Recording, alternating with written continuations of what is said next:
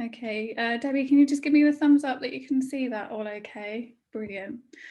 Okay, so I thought I'd resurrect this talk that I did quite a while ago and dust it off, put it in Canva and talk to you guys about the importance of colour in design. So there's a little bit of colour psychology. I'm not a psychologist, so I don't have any long letters after my name, but it's really interesting, the power of colour, and it's more important than you would think. Okay, so first what I'd like you to do is think about what your favourite colour is, and please pop it in the chat. It'd be interesting to see what is your favourite colour. It's something that as kids we ask each other, what's your favourite colour? So I'll have a look later in the chat, but yeah, keep that in mind. So here's some fun facts and figures about colour and how they impact sort of consumer decisions. So we judge a product within 90 seconds, which isn't very long at all. And I've written here product, but I think even just sort of scrolling on social media, so a social media post, something that pops up, we will make a judgment on it. Same probably for when we see a person for the first time, more so in person, you know, when we had in-person meetings, you know, not necessarily all negative, but we take in what someone's wearing, what colours they're wearing, and we'll make a judgment on that. So 62 to 90% of that decision and judging is based on colour alone, so it has a massive impact. And 84.7% of consumers say that colour is that primary reason that they picked that particular product. So it's not something to be sniffed at. And colour versus black and white. So adverts that, you know, it's not so much of a, these days we're not really on print-based stuff, but in the olden days, you know, if you compared a black and white advert versus say a colourful advert, adverts in colour are going to be read up to 42% more often than that same colour advert that was in black and white. So again, has a big impact, something to consider when doing stuff on social media, putting something direct mail and that kind of thing. So just quickly, colour is where white colour is coming in and it bounces off a particular surface. And then, so if it was a green surface, for example, it's the green light that bounces up and hits your eyeballs. There's more technical stuff there, but we're not here for a biology class.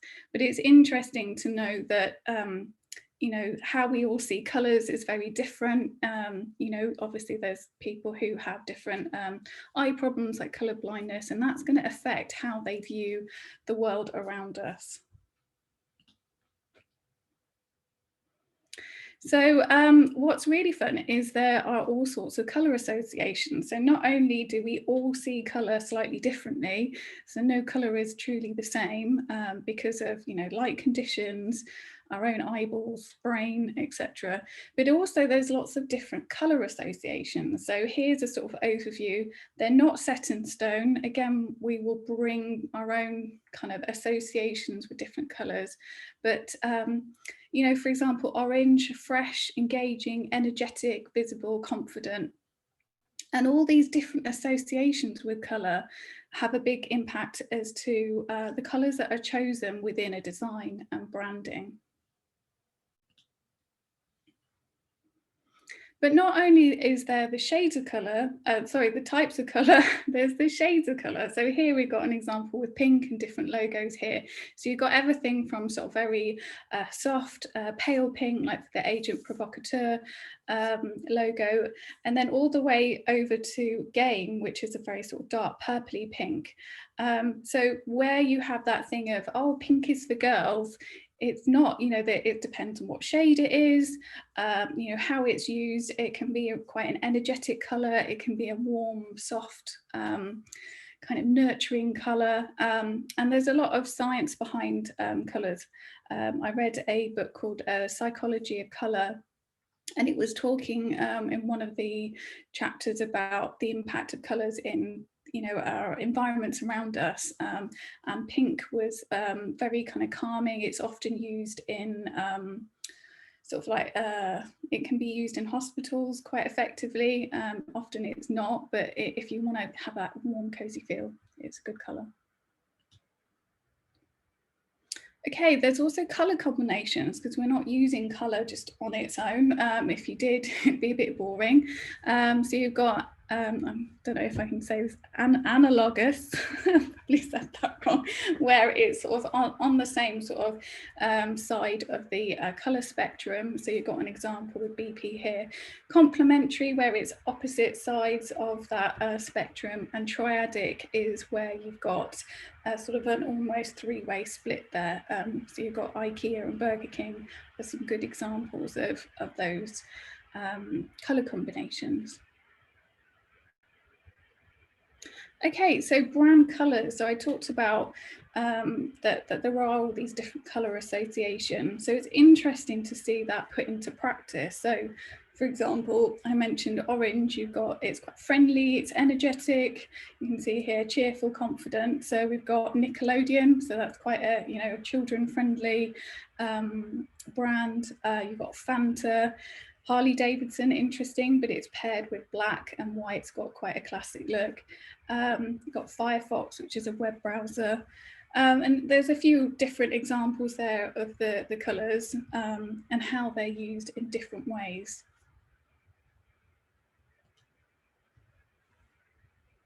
So just to sort of refer back to Canva quickly, it's really useful to make sure that you have set up your brand colours within the brand kit. So it's just on your dashboard, click on brand kit, and you can put up to 3 colours when you've got the free Canva account. And if you don't know what your colours are, you can also use Canva's colour palette generator. So you can upload your logo into there, but you can also use that to, you know, if you like a photo and you like the colours in it and you want to use it as a colour palette for your design, this is also a tool where you can create these palettes. Okay, back to colour association. So here is an example of red. So the sort of general colour associations, it's energy, hunger, passion, power, and attention. So red used in marketing, they've done all sorts of studies on it. Apparently it increases heart rate. It's often used in restaurants, particularly fast food restaurants, because it stimulates appetite. So back to sort of how you might decorate your house.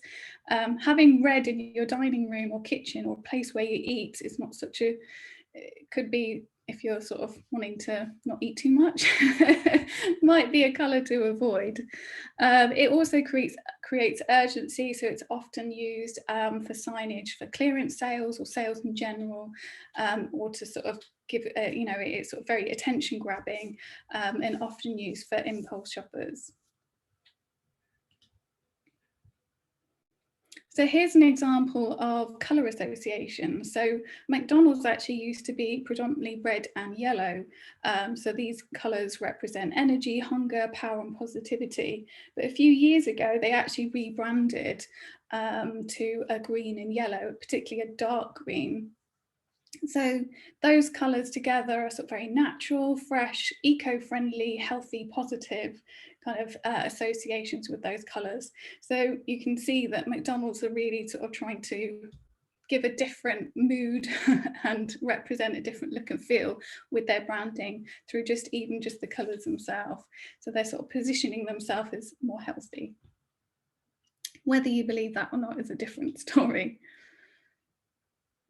Now, something to consider as well is cultural association. So there are sort of some quite standardised colour associations that I showed examples of earlier, but you've also got sort of how a colour is viewed in one country and culture can be quite different to another. So this is an example of white. In the West, it often represents purity. You know, you use it on wedding dresses. You've got the example here. But over in Japan, it actually means death.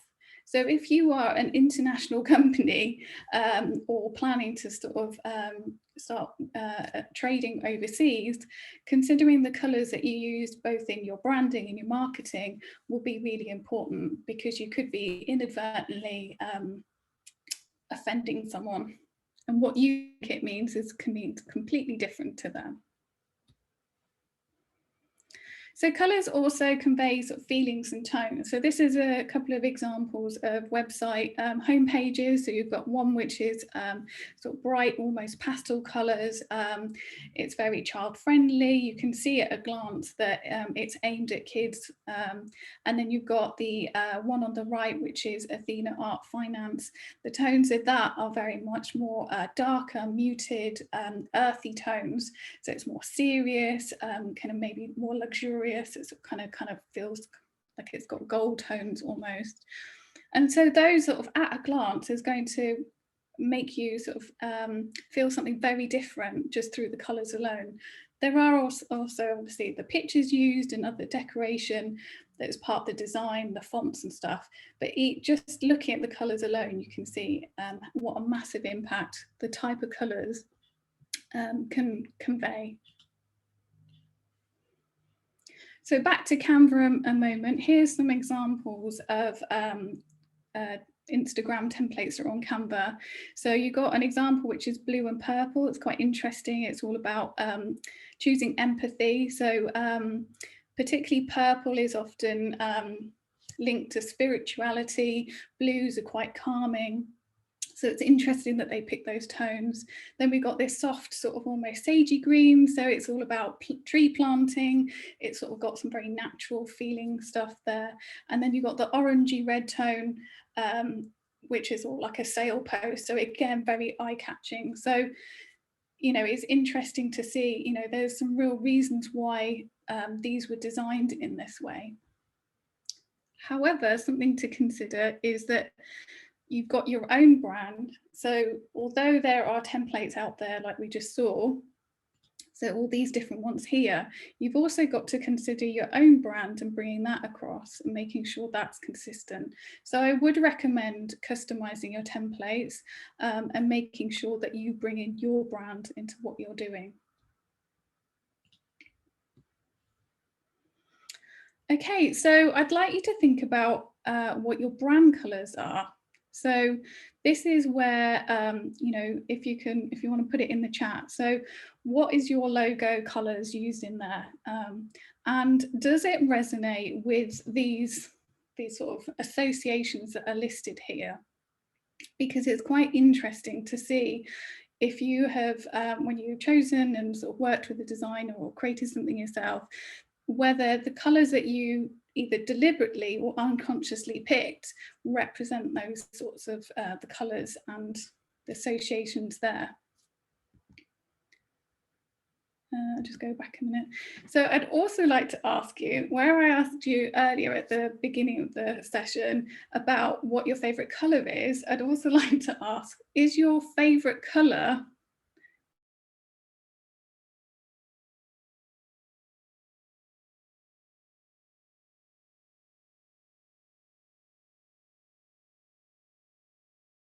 I think you've frozen there, Marie.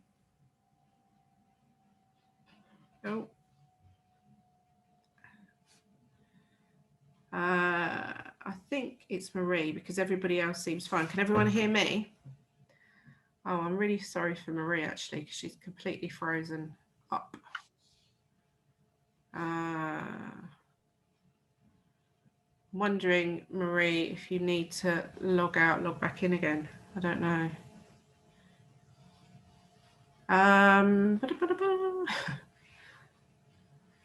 Let's see. Oh, it's just refreshed itself. Marie back? No, it's gone off.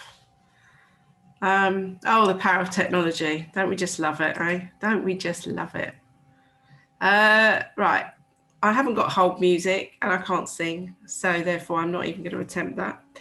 I was just going to say, Debbie, if anyone is really interested in colour, then this is a really interesting book. So we now have a commercial break from Gail. Yeah. I haven't written it. I do know the woman, but it's really interesting thing to just dip in and out of. So I would say that's just a very simple book. I'll put the details in the chat. Because I was recording that talk, so I'm going to stop that.